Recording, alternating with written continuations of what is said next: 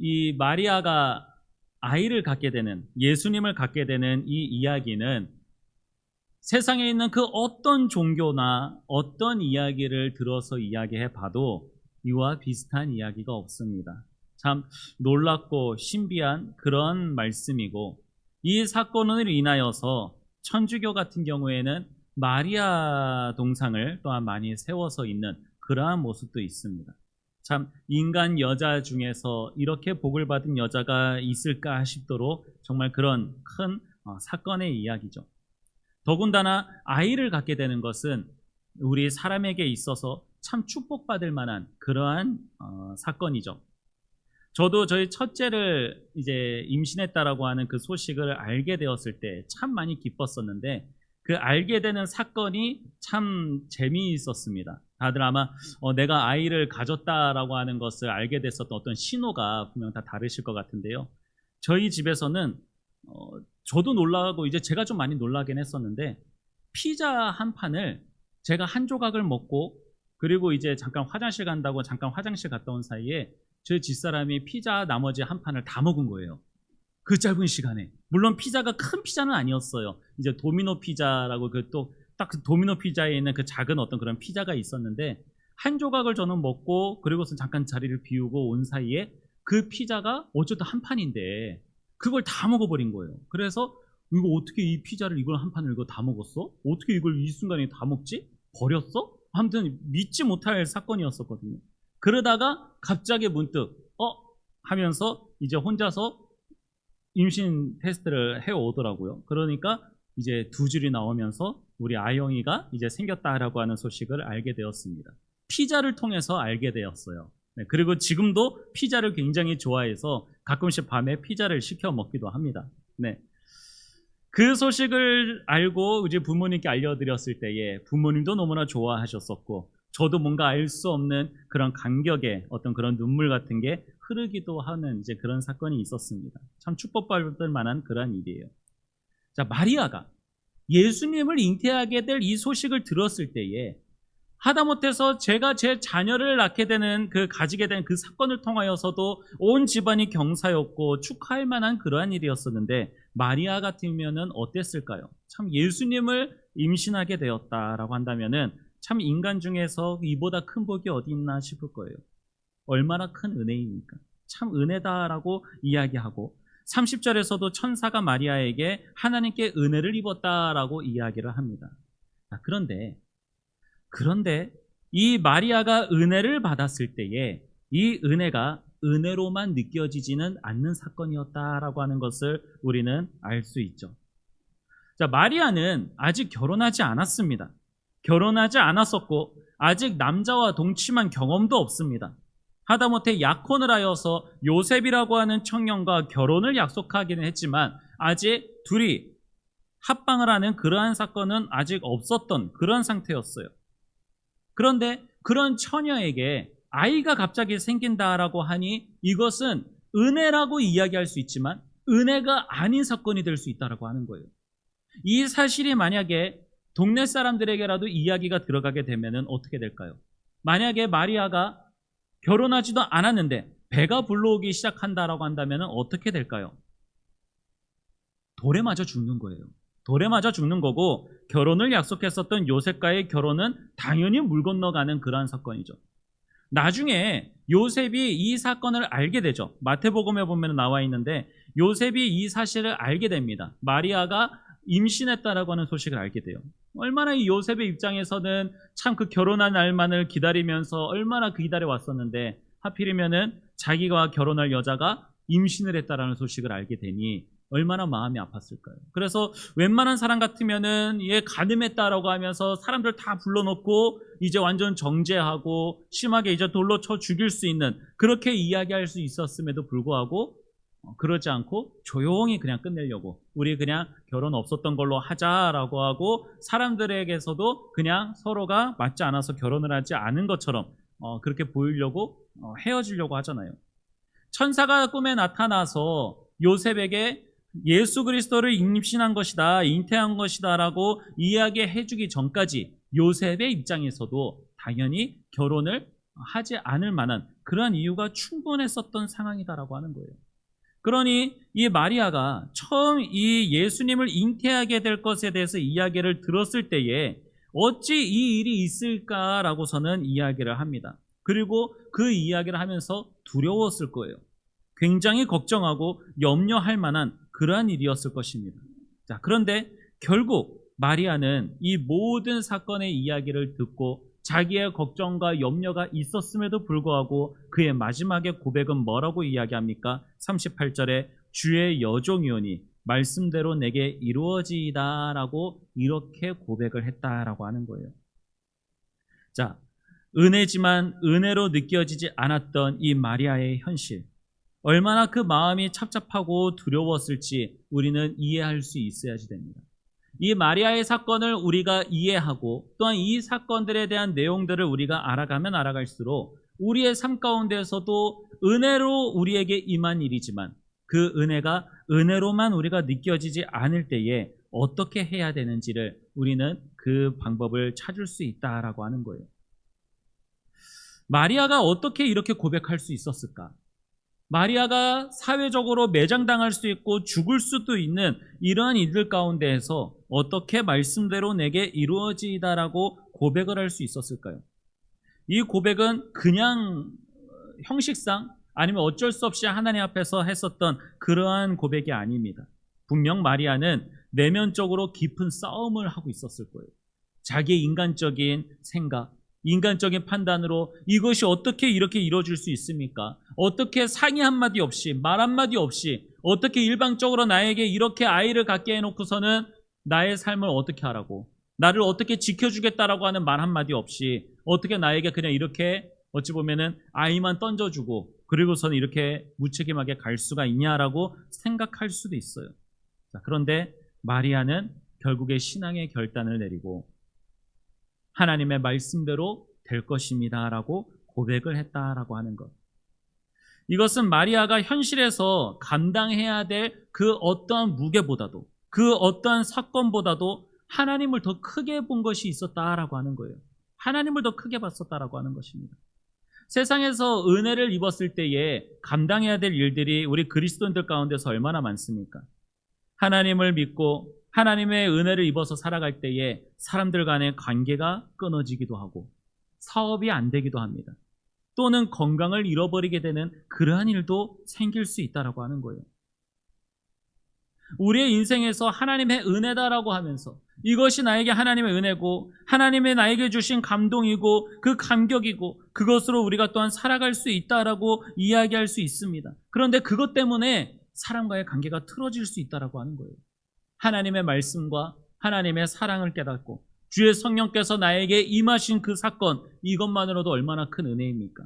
그로부터 이제 나는 술도 마시지 않고 담배도 나는 피지 않겠다. 내가 내 죄를 저지를 수 있을 만한 것들은 내가 멀리하겠다라고 고백하는 그 순간에, 그렇게 마음을 먹는 그 순간에 사람들로부터 멀어지기 시작을 하게 된다라고 하는 거죠. 사람들 간의 관계가 끊어지기 시작하고 사업을 하는 데 있어서도 조금은 편법을 이용할 수도 있고 조금은 어떤 다른 방법으로 할 수도 있는데 주일날 예배드리지 않고 사업의 자리로 나아갈 수도 있음에도 불구하고 예배 자리로 나오게 되면은 오히려 거래가 끊기기도 하고 많은 어려움이 생기기도 합니다. 하나님의 은혜인데 분명 하나님과 더욱더 가까워지는 시간이고 하나님을 더욱더 믿을 수 있을 만한 그런 상황이 되었는데도 불구하고 왜 나의 삶은 더 힘들어지고 더 어려워지게 되는 걸까요? 그래서 많은 사람들이 시험에 드는 부분이 바로 여기 있습니다. 하나님을 믿으면, 하나님과 함께하고 있으면 참 복을 받으면서 살아갈 것 같은데, 인생을 참 좋은 삶으로 살아갈 수 있을 것 같은데, 내가 생각하는 대로 형통한 삶을 살아갈 수 있을 것 같은데 현실은 더 불통하게 된다라고 하는 거죠. 더 어려워지는 삶을 살아가게 되는 거예요. 은혜를 입었는데 이 은혜가 내 인생을 달콤하게 좋게 만들지만은 않는다라고 하는 것입니다. 성경에는 이러한 사건이 이 마리아에게서만 있었던 일이 아니에요. 저는 마리아보다 더 어찌 보면 마음 아픈 그런 상황에 놓여진 사람을 떠올리게 됐었습니다. 제가 말씀을 전하면서도 자주 나오게 되는 사람인데요. 저는 이 사람이 성경에 대한 평가에서는 어찌 보면 그렇게 좋지 않은 평가가 나타날 수 있지만 그의 이 고백 한마디 때문에 저의 많은 신앙이 이 사람의 고백처럼 나타나고 고백하기를 바란다라고 하는 그러한 신앙의 고백이 나오기도 합니다. 바로 사무엘상에 나오는 엘리 제사장이에요. 엘리 제사장에 대한 평판은 그가 비만하다, 비대하다라고 이야기하고 있었고 눈이 나이가 많아서 멀었다라고 그렇게도 또 이야기하고 있습니다. 그 말은 그가 눈이 멀었다라고 하고 살이 쪘다라고 하는 것이 그의 육체적인 표현만 이야기하고 있었던 것이 아니라 당시 이스라엘 민족들 가운데에 그리고 선지자이면서도 제사장의 역할을 감당해 왔었던 그가 얼마나 신앙적으로 무지하고 올바른 신앙을 살아오지 못했는지를 이야기하고 있는 것이죠. 자, 그런데 그의 아들들도 마찬가지고 그가 올바른 신앙생활을 하지 못하게 되는 것을 통하여서 사무엘상 3장에서 하나님께서는 사무엘에게 엘리 제사장의 가문이 심판받아서 가문이 멸망하게 될 것에 대해서 예언을 하십니다. 말씀을 하셨어요. 그리고 이 이야기를 사무엘은 엘리 제사장에게 이야기를 하게 됩니다. 사무엘은 이야기를 하고 싶지 않았지만 엘리 제사장이 말을 하지 않으면 저주를 받게 될 것이다 라고까지 하면서 굉장히 이제 강하게 이야기한 거예요. 그만큼 당시에 사무엘상 1장에서도 이야기하다시피 하나님의 말씀이 너무나도 희귀했었기 때문에 하나님의 말씀이 너무나도 희귀한 순간이었기 때문에 이 엘리 제사장이 하나님의 말씀을 들었다, 응답을 들었다라고 하는 이 소식이 너무나도 이제 큰 기쁨이었었고 또한 은혜로 그렇게 여겨질 수 있습니다. 자, 그런데 그가 들은 이야기는 자신의 아들들과 자신의 가문이 전부 다 죽게 될 것에 대해서 심판받을 것에 대해서 말씀하신 내용이었어요. 얼마나 충격이었겠습니까? 하나님의 은혜로운 말씀이 이제 말씀이 다시 우리 가운데 나타나게 되고 그 말씀으로 우리 이스라엘이 다시 한 번 더 말씀 가운데 부흥하고 성장하는 그러한 나라가 될 수 있을 것만 같았는데 처음 어찌 보면은 들었었던 그 이야기는 엘리 제사장의 집안이 너희 집안이 멸망할 것이다 라고 하는 그러한 말씀이었어요. 자, 그 말씀을 들었으면 어떻게 될까요? 우리가 그 말씀을 들었다라고 한다면 어떻게 할까요? 사무엘 어린아이가 그런 이야기를 하게 되면은 너희 어디서 말도 안 되는 소리 하고 있어, 거짓말하고 있어, 네 제대로 들은 거 맞아 라고 하면서 뭐라고 할 수 있잖아요. 자, 그런데 엘리 제사장이 사무엘상 3장 18절에 이렇게 이야기합니다. 그렇게 무지하고 그렇게 미련하고 그렇게 게으르다라고 표현이 되어 왔었던 그러한 엘리 제사장이 그는 여호와의 신이 선하신 대로 하실 것이다 라고 이렇게 고백을 해요.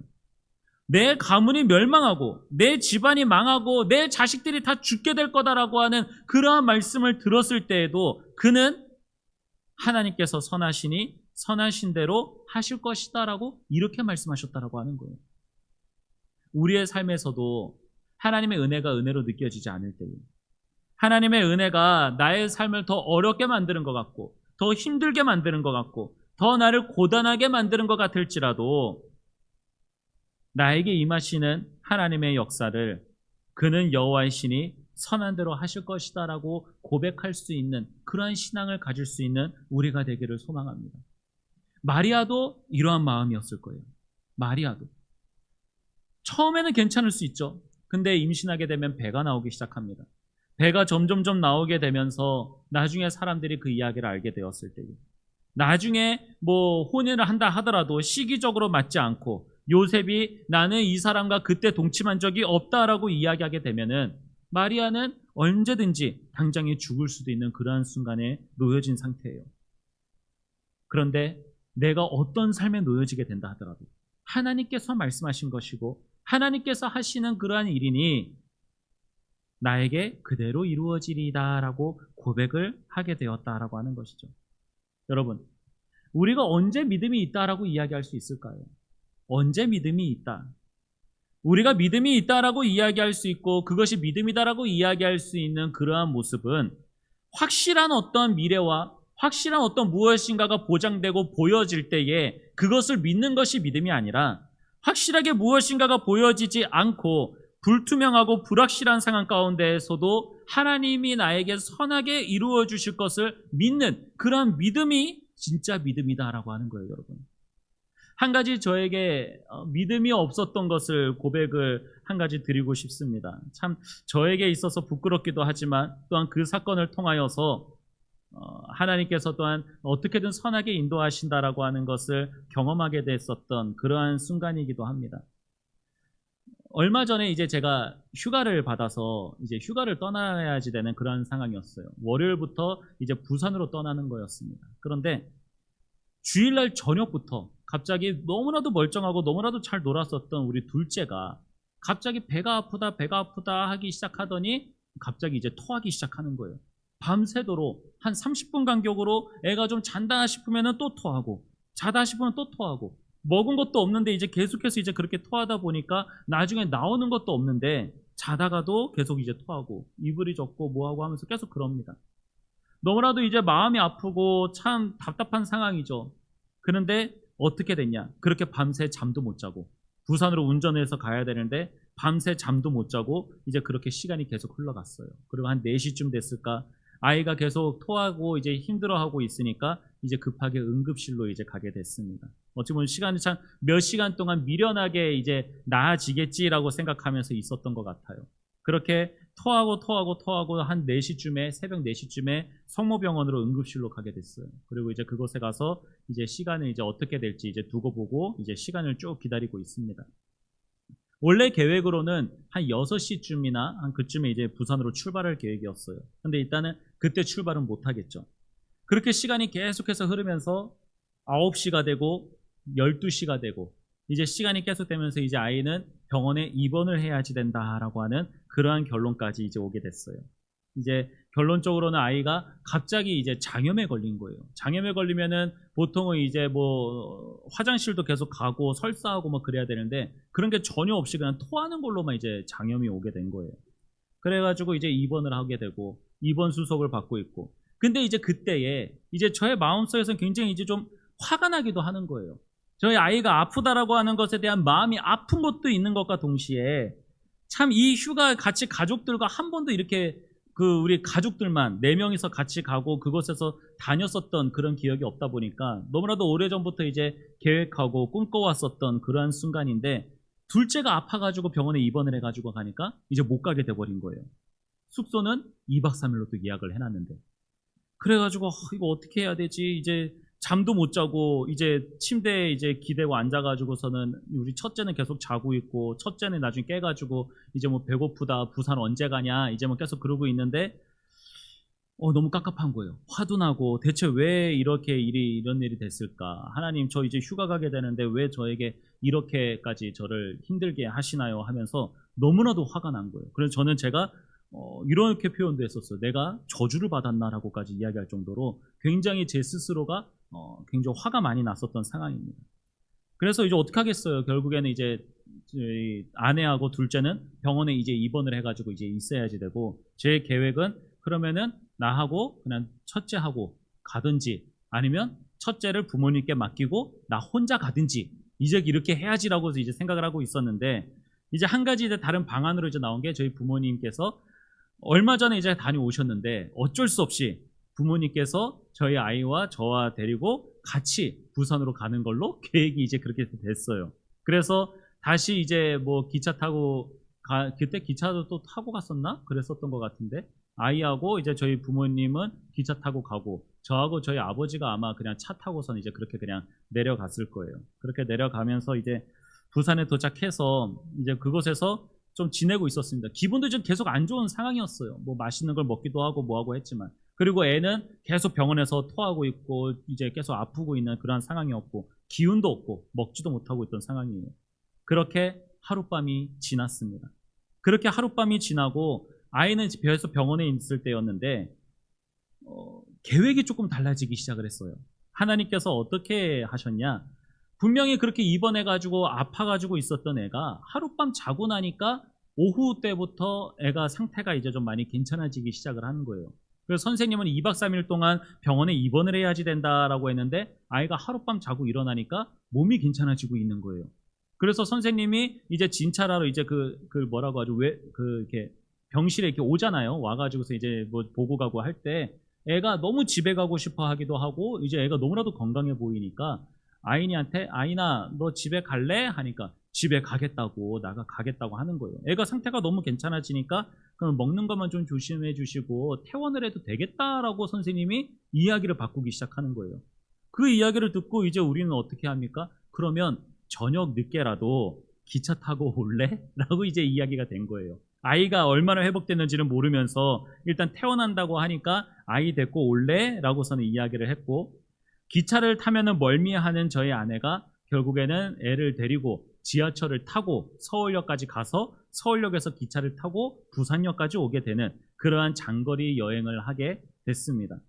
그런데 이 모든 과정 속에서 결국에는 저희 가족들과 함께 할 수 있는 시간이 만들어졌던 게, 많은 상황이 좀 더 있기는 했지만 1박을 더 하게 됐어요. 결국에는 부산에서 1박을 더 하게 돼서 3박 4일 동안 여태까지 우리 가족들 가운데에서 잊지 못했었던 그러한 역사, 부산에서 3박 4일을 보내게 되고, 저는 저희 아이들과 같이 2박 3일 동안 부산에 있다가 올라오게 되는 그러한 일이 이렇게 있었습니다. 그 일을 통해서 알게 된 건 그거예요. 우리 당장의 눈앞에 보이는 사건과 그러한 일들은 은혜로 보이지 않고 참 답답하고 화가 날 만한 그러한 일이 된다라고 하는 거죠. 그러한 상황 가운데에서도 우리는 입을 조심해야지 된다라고 하는 거예요. 제가 여러분들에게 우리는 항상 말을 조심해야지 됩니다, 우리 상황 가운데서 우리 입술을 지켜야지 됩니다라고 하면서도 제가 또 그러지 못했어요. 제가 그러지 못하고 제가 참 화를 내고 안 좋게 이야기하는 그러한 저의 모습을 보았습니다. 그런데 하나님께서는 그런 가운데서도 선하게 인도하시고 그 계획하고 꿈꿔왔었던 그 모든 일들을 이루어 가셨다라고 하는 그 사실. 이 작게는 이러한 사건이었었지만 우리의 삶 가운데 이러한 일들이 얼마나 많겠습니까? 이사야서 55장 11절에 이렇게 말씀하십니다. 하나님께서 우리에게 주신 모든 말씀들을 우리는 이 말씀으로 받아들일 수 있어야지 돼요. 이사야서 55장 11절에 이렇게 말씀하십니다. 내 입에서 나가는 말도 헛되이 내게로 돌아오지 아니하고 나의 기뻐하는 뜻을 이루며 내가 보낸 일에 형통하리라 라고 이렇게 주님께서 말씀하셨어요. 하나님께서 여러분을 지키신다라고 하고 하나님께서 여러분을 하나님의 뜻하신 바 선하게 인도하신다라고 하는 이러한 말씀은 하나님의 허투루 뱉으신 말이 아니다라고 하는 거예요. 마리아에게 예수님께서 잉태하시고 그리고 예수님께서 태어나실 것이다라고 하신 이 말씀, 그 말씀 속에서 하나님께서는 마리아가 듣지 못했었던, 하나님께서 너의 그 모든 삶을 지키시고 보호하시고 인도하실 것이다라고 하는 이러한 사실을 듣지 못했다 하더라도 그 안에 마리아의 모든 생애가 하나님의 보호하심 속에서 지켜져 나아가게 될 것을 말씀하고 있다라고 하는 것이죠. 우리에게도 동일하게 말씀하고 계십니다. 우리에게도 하나님께서는 내가 너와 함께하고 있고 너는 두려워하지 말라라고, 담대하라고 말씀하고 계십니다. 그것이 나의 생각대로 되어질 것이다라고 이야기하시는 말씀이 아니에요. 하나님의 뜻 가운데에서 하나님께서 선하시게 인도하신다라고 하는 거예요. 그것은 내 생각대로 될 수도 있고 내 생각대로 되지 않을 수도 있습니다. 하지만 중요한 것은 우리는 그 모든 상황 가운데서도 하나님을 믿는 거예요. 하나님을 믿고 하나님이 나에게 선하게 인도하신다라고 하는 사실을 우리는 믿어야지 된다라고 하는 겁니다. 이것이 내가 하나님께 받은 은혜가 은혜로 느껴지지 않는 그 순간에도 내가 하나님의 그 은혜를 받고 그 은혜를 경험할 수 있는 그러한 신실한 자가 될 수 있는 신앙의 모습이다라고 하는 거예요. 말씀을 맺도록 하겠습니다. 마리아는 불확실한 현실과 두려운 상황 속에서도 이 은혜를 말씀으로 받아들였습니다. 이것은 대단한 용기가 있는 행동입니다. 사람이 불확실한 상황 속에서 뛰어든다라고 하는 것은 용기가 없으면 있을 수 없는 일이에요. 하지만 근거 없이 그렇게 뛰어들기만 한다라고 한다면 그것은 용기 있다라고 이야기하는 것이 아니라 미련하다라고 이야기할 것입니다. 하지만 우리는 우리의 불확실한 미래에서도 불확실한 현실과 또한 두려운 똑같은 상황 속에 놓여져 있게 된다 하더라도 우리가 용기 있는 믿음을 가질 수 있는 그 이유는 하나님의 말씀이 나에게 그대로 임하게 될 것이다라고 받아들였기 때문에 그렇습니다. 우리도 하나님의 말씀을 그렇게 받아들일 수 있기를 소망합니다. 하나님의 말씀이 우리가 그 말씀에 순종했을 때에 나에게 주신 은혜가 어떻게 은혜로 역사하는지를 경험하시길 바랍니다. 한 인물에 대해서 더 말씀드리겠습니다. 아브라함을 생각해 보십시오. 100세에 얻은 이 이삭을 하나님께서 바치라고 말씀하십니다. 분명히 은혜로 나에게 주셨던 아들이었는데도 불구하고 하나님의 그 음성이 나에게 다시 임하셨는데 그 음성은 그 아들을 하나님께 바치라고 하는 그러한 이야기였어요. 은혜가 은혜로 느껴지지 않고 얼마나 답답하고 그 마음에 정말 참 말로 할 수 없을 그러한 답답함과 두려움과 그런 것이 있었을까요? 그런데도 아브라함은 갑니다. 그래도 아브라함은 하나님의 말씀을 따릅니다. 하나님의 말씀에 순종했어요. 내 생각으로는 이해가 되지 않고 받아들여지지 않는, 은혜가 은혜로 여겨지지 않는 그러한 상황 가운데에서도 하나님의 말씀에 순종합니다. 그리고 그의 아들을 정말 하나님 앞에서 죽이려고까지 합니다. 그랬을 때에 무엇을 경험하게 됩니까? 여호와의 이레를 경험하게 된 거예요. 하나님께서 준비하시고 하나님께서 예비하시고 하나님께서 예비하셔서 준비하신 것을 하나님께서 받으시는 분이라고 하는 것, 하나님이 우리의 인생 모든 것 가운데서도 하나님이 예비하고 계신다라고 하는 것을 경험하고 알 수 있게 되었다라고 하는 거예요. 여러분, 우리가 하나님의 은혜를 경험할 수 있는 방법은 바로 이거밖에 없습니다. 하나님의 말씀에 순종하고 따르는 거예요. 하나님의 말씀을 믿는 것입니다. 하나님의 말씀을 믿고 나아간다면 내가 어려운 상황 가운데 놓여져 있어도 하나님의 말씀을 믿고 의지하고 붙들면서 살아가게 되면은 그 말씀을 통하여서 나는 하나님의 은혜를 경험할 수 있게 된다라고 하는 것입니다. 그러니 우리의 모든 상황 가운데서도 마리아처럼 고백하십시오. 말씀대로 내게 이루어지이다. 지금 나의 상황이 세상 사람들이 바라봤을 때에 정말 답답하고 어림없는 상황 가운데 있다 하더라도 모든 것을 다 잃어버리고 사람들의 놀림거리가 되는 그런 상황 가운데 놓여져 있게 된다 하더라도 주의 성령께서 우리와 함께 하시는 은혜를 받은 우리는 말씀대로 내게 이루어지리다 라고 고백하며 확신을 가지고 살아갈 수 있는 주의 사람 되기를 소망합니다. 그리고 주의 말씀을 경험하고 은혜를 경험함으로써 정말 하나님의 사람이 누릴 수 있는 그런 하나님의 그 모든 은혜를 누리면서 살아가실 수 있는 저와 여러분 되기를 간절히 소망하도록 하겠습니다. 기도하겠습니다. 하나님, 은혜가 은혜로 느껴지지 않을 만한 그런 상황 가운데 놓여져 있을 때가 너무나도 많았습니다. 그런 상황 가운데 놓여져 있을 때에도 주님, 우리가 주의 말씀에 의지하여서 그 은혜를 잃어버리지 아니하고 그 은혜를 놓치지 않고 그 은혜 속에서 끝까지 견디며 누리며 살아갈 수 있는 하나님의 사람이 될 수 있게 해달라고, 주의 말씀대로 나에게 이루어질 것이다 라고 고백하며 살아갈 수 있는 주의 사람이 될 수 있게 해달라고, 우리 주여 한번 부르짖고 말씀을 생각하면서 우리 합심하여 기도하겠습니다. 주여, 하나님, 우리에게 말씀대로 이루어지리다 라고 고백하는 하나님, 그런 신앙의 고백이 나올 수 있게 하여 주옵소서. 주는 여호와의 신이 선하게 인도하실 것이다 라고 고백할 수 있는 하나님, 그러한 믿음을 주님 허락하여 주시옵소서. 마리아가 예수 그리스도를 잉태하게 되는 이 사건이 그의 생명을 잃을 수 있을 만한 사건이고 그의 모든 평판이 안 좋아질 수 있을 만한 그런 상황 가운데에서도 그가 갖게 될 그러한 많은 불평등과 그런 어려움들을 생각하지 아니하고 오히려 하나님께서 주실 그 하나님의 말씀에 의지하는 하나님, 그런 믿음을 나타내셨던 것처럼 하나님, 우리가 이 땅 가운데서 얻게 될 많은 어려운 것들과 두려운 것들, 힘든 것들로 인하여서 하나님의 말씀을 잃어버리는 자들이 되지 않게 하시고 그 모든 것들보다 더욱더 크고 위대하신 하나님의 말씀을 의지할 수 있는 자들이 될 수 있게 하여 주옵소서. 하나님, 오늘도 우리에게 주신 이 말씀이 하나님의 은혜를 은혜로 받을 수 있는 자들이 될 수 있도록 인도하시는 말씀이 될 줄 믿습니다. 하나님, 우리는 하나님의 은혜도 나의 삶 가운데서 그것이 얼마나 유익이 될 것인지, 손익을 따지면서 그것이 은혜인지 아닌지, 그 은혜를 받을 것인지 아닐 것인지 우리는 얼마나 우리 스스로 재보면서 하나님의 은혜를 받을까 말까 생각하고 있습니까? 은혜를 은혜로 여기지 않는 그런 어리석은 자들이 될 때가 얼마나 많습니까? 하나님, 우리가 하나님의 은혜에 대해서 우리가 이를 좌우지하지 아니하고 하나님이 주시는 은혜를 받았을 때에 하나님 감사하며 할렐루야 찬양 부르며 모든 상황 가운데에서도 하나님의 그 은혜를 받을 수 있는 자들 될 수 있게 하여 주옵소서. 하나님, 우리에게 주신 하나님의 은혜가 참 크고 넘치게 되는 줄 믿습니다. 나의 잔이 넘치다라고 고백할 수 있게 하여 주시옵소서. 하나님의 말씀이, 하나님의 그 능력이 나의 모든 상황보다도 더욱더 뛰어나시고 더욱더 크고 위대하시는 하나님의 말씀이다라고 하는 것을 믿고 고백할 수 있는 자들 될 수 있게 하여 주옵소서. 오늘도 우리에게 주신 이 말씀 말씀이 하나님의 말씀을 더욱더 믿고 의지하며 하나님의 말씀 속에서 하나님의 은혜를 누리며 경험할 수 있는 자들이 될 수 있게 하실 줄 믿습니다.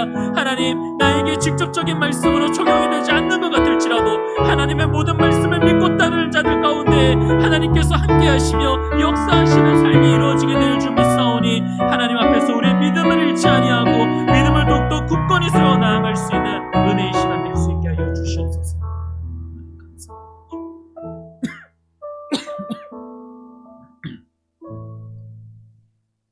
우리 또한 김정희 권사님께서 쪽방촌 분들을 위해서 기부금을 또한 내주셨습니다. 날씨가 많이 덥고 추운 가운데에서도 그곳에서 계시는 분들을 위해 또한 기도하고 또한 이렇게 기부금을 또한 주셔서 도움의 손길을 줄 수 있도록 해주신 또 우리 김정희 권사님과 그의 마음을 주관해 주신 하나님 앞에 감사합니다. 하나님 아버지, 우리에게 주신 이 말씀이 우리가 그동안 어떻게 신앙생활을 해왔는지를 돌아보는 그러한 말씀이 또한 되는 줄 믿습니다. 그동안 우리가 은혜를 받을 때에 나의 인생에 이 은혜가 얼마나 손해를 또한 끼치게 할 것인지, 얼마나 나에게 이익이 되게 할 것인지를 계산해 보면서 그 은혜를 바라보고 있진 않았었습니까? 하나님께서 이 교회 가운데에 나를 세우셔서 하나님의 교회를 또한 세우시고 하나님께서 영광 받으시겠다라고 하는 자리로 부르셨을 때에 그것이 분명 은혜인데도 불구하고 그것을 나는 나의 삶이 더 피곤해지고 내 시간을 뺏기고 나의 또한 무엇인가를 잃어버리게 될 것에 대한 것들을 계산하면서 그 은혜를 받지 않으려고 하고 혹은 그 은혜로 말미암아 또한 시험에 드는 그런 가운데 있진 않았었습니까?